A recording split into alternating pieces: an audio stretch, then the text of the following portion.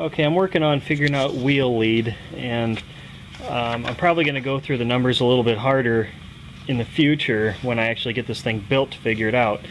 I just got this off of Adventure Rider. I'll post in the description where you can find this, but it goes through figuring out your steering and scrub angles and all kinds of stuff. But basically I'm just using the basic formulas right now to try and figure out wheel lead.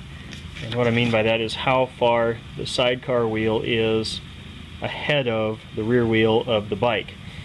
And the most basic version of this, you figure out your wheelbase, which I didn't even measure it because I've got a factory repair manual. Wheelbase 56.9 inches, and then later when I really get into the numbers, if I need a better alignment, I've got, you know, the caster angle, trail length, all that stuff in here. But the most basic version, you measure your wheelbase, and then 20% of it is the maximum that you can do for wheel lead, which that would be center of this wheel to center of that. So that is your wheel lead. 20%, the maximum, is about 11.4 inches. The minimum, 10%, 5.69, and just a good middle number, 8.5. So I'm probably just going to set it right at 8.5, and then from there figure out if I need to move it forward or back or whatever. Another page I found, this little chart. If it pulls to the right, you do this. If it pulls to the left, you do this. All this kind of stuff. So I can use that to kind of pinpoint where I need things to be. My design for this, to make it movable, my friend Lee helped me out a little bit with some of this stuff. He suggested that I make it bolt-on so I can adjust stuff. I think I'm going to do the same thing with the links between the bike and the sidecar frame. Just have them bolt-on so I can slide them. This is the sidecar frame rail. This will be a plate, and this are going to be square tube, and the swing arm will bolt onto this square tube. That's the spindle for the tire. And then this plate can move up and down the sidecar frame by these three here. They'll just be just some little U-bolts, squared off U-bolts with a plate, some nylon locking nuts.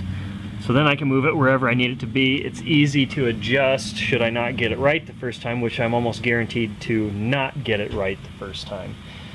Because there are a lot of variables in all this, you know, I'm going to have two lower links, two upper links at an angle, and then a wheel to worry about getting everything forward and backward. And then you need to take the sidecar and tip it one way or the other, the toe. Then you need to have the tire in this way or that way for toe in and lean, and there's a lot to it. So I'm going to make it very adjustable. I'll make a couple more drawings to kind of show you what I think I'm going to be doing.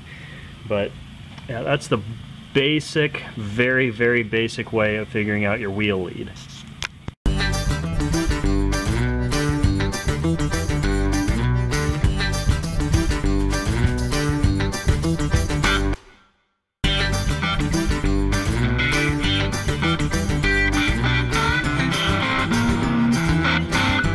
Alright, I think I've got everything welded. I'm planning on bolting brackets to this and then bolting the brackets to the frame, so I think the body's done. Even if it isn't, I went ahead and I just hit everything with some gray primer, get it all the same color more or less. Cover all the bare metal so it doesn't rust anymore. I went and wire brushed a lot of it. I got the inside on the bottom, it was kind of rusty. That rim around the bottom was real bad, I brushed that. I got the seat bracket, some of the interior welds, that kind of stuff. But won't rust. I can always just grind this stuff off and weld if I need to. I was going to have to grind paint off anyway because it was a painted barrel. So that's where we're at for the end of this episode. What do you think, Rowan? What next? Frame?